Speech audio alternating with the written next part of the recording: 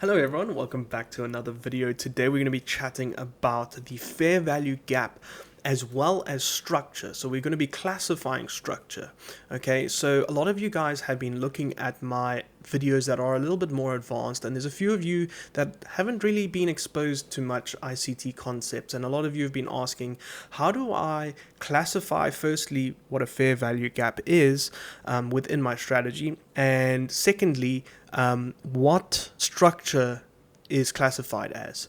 So basically I'm going to go through both of those concepts with you guys. You're going to be able to firstly classify what a fair value gap is, and you're going to be able to identify them in the markets.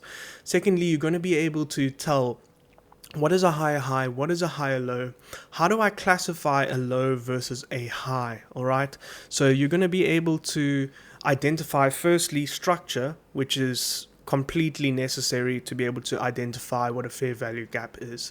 So we're going to start off with looking at structure, guys. With structure, okay, price will always move with higher highs, higher lows, higher highs, higher lows, higher highs, higher lows. Okay, that is just how the market works. Okay, obviously it can go the other way as well, lower lows, lower highs. Okay, so that is the two ways that the market can move. All right, but how do we know that price is a low? Okay, how do we know that a low is being confirmed? Because often what happens, guys, okay, you guys are looking for a change of character, which is basically where the market starts to reverse. All right, so basically this happens: high high, high low, higher high, higher low, and then this happens. Now people then think that we now have had a change of character, but we actually have not. Okay, why? Because this here is actually not a low. Okay, and let me tell you why. In order to have a low, the highs must be broken. Okay, this is your golden rule. Okay, to confirm the low, the highs must be broken. Okay, so what this means is, because the highs here were not broken, you can see this did not reach the highs or break the highs. This is not a low, guys. This is internal swing structure. This is not swing structure, this is internal structure. Okay, you are within a range. All right, so basically guys that's why this low does not count as a change of character. In order for it to be a change of character, price needs to break structure here and then come back and break the lows. Okay, so in order to confirm this as a low, the high here needs to be broken. Okay, and once it's broken, this is now considered to be a change of character. Okay, and people refer to that as a CHOCH. Okay, this is a CHOCH. Why? Because the character of the market is ascending. Okay, it is creating higher highs, higher lows, higher highs, higher lows, higher highs, and then the lows are now broken. So the market has changed its characteristic in nature. Okay, so that is in a sense what a change of character is classified as, guys. So again, in order to classify the low, okay, as a low, this high needs to be broken. So like I showed you before, if price does something like this, okay, this is not a change of character, because the lows have not yet been confirmed by a break of this high. Okay, this is your low. Why? Because the highs have been broken. So we would only be looking at this as a change of character once this has been broken here. Okay, now it's a change of character. Okay, this is not a change of character. This is a change of character because these highs have been broken. Okay, and it's the same for lows. Okay, so to confirm the lows, the highs must be broken, but to confirm the high, okay, the lows must be broken.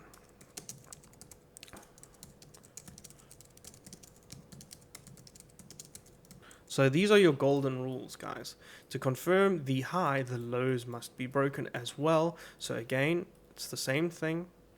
If price does this, okay, so we've got lower low, higher low, lower low, higher low, lower low. And now we're looking for price to come and take this out before we have a change of character.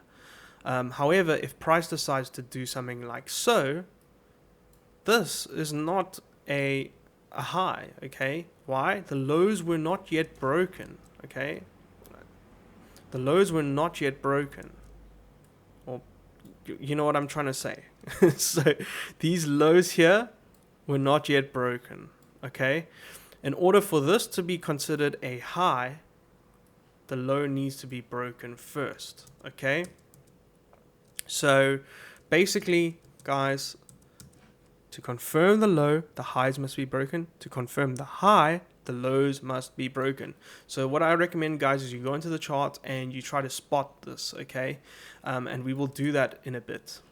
So to go back to the fair value gap, okay, once we know structure, we can now identify fair value gaps. Now, in this scenario, this would be a change of character if, all right, price is going up, down, higher high, higher low, higher high, okay, higher low.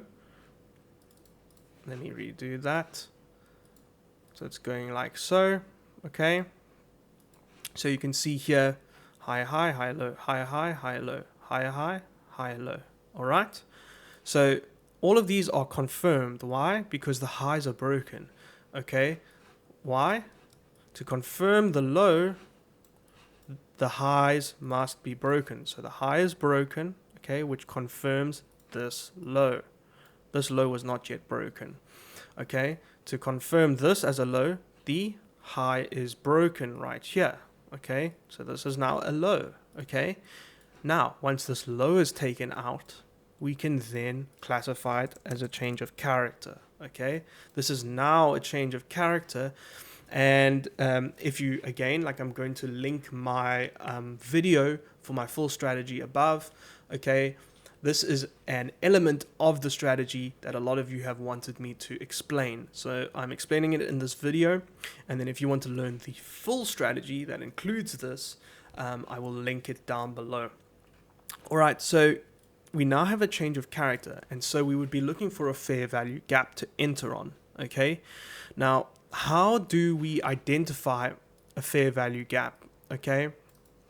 So it's simple, all right?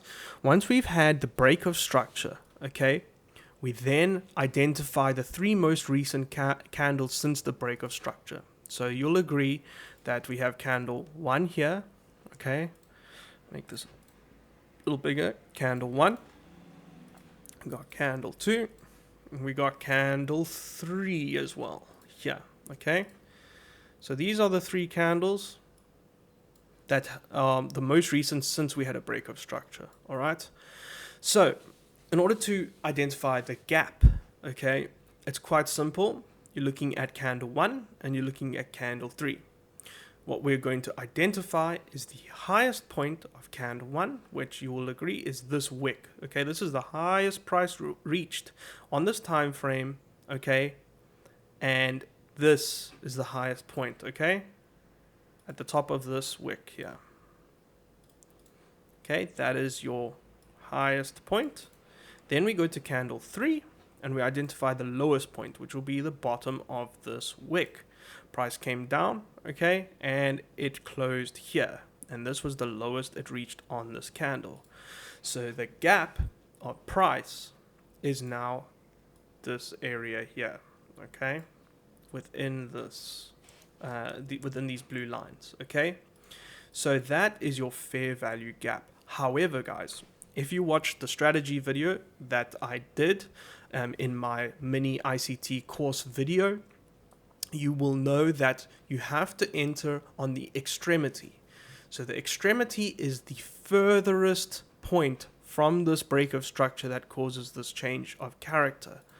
So you will agree that this is not the furthest away from this break of structure. There could still be stuff that happened above. So what we'll do is we'll just move back one. So now this is candle 2, candle 3, candle 2, and candle 1. All right. So now we look at candle 1. What's the highest point? It's this point here. Okay.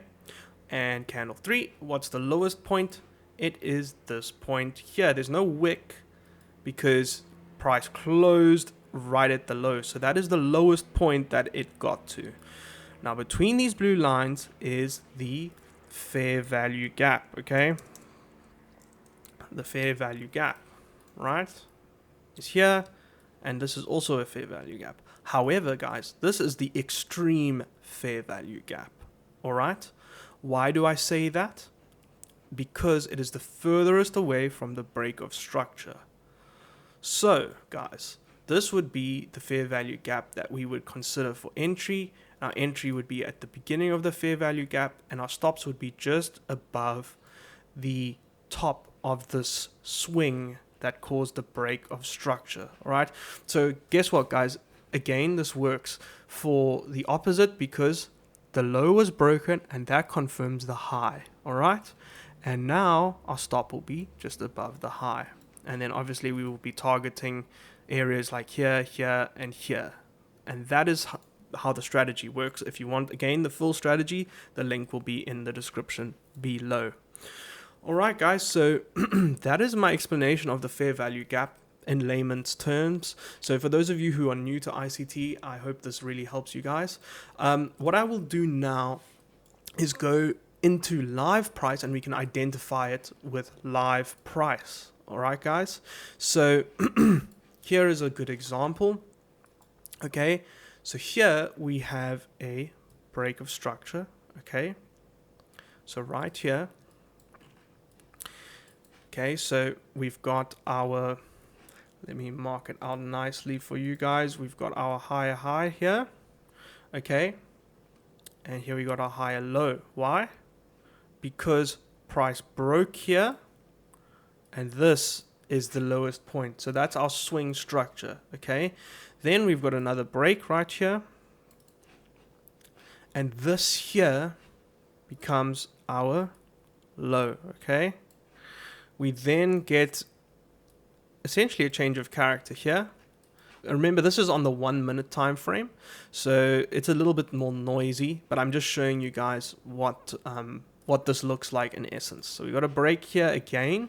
So again, guys, this becomes the low. Okay. This is a high. Okay, and then we've got a high break here. Okay, so this becomes the high. This is the low.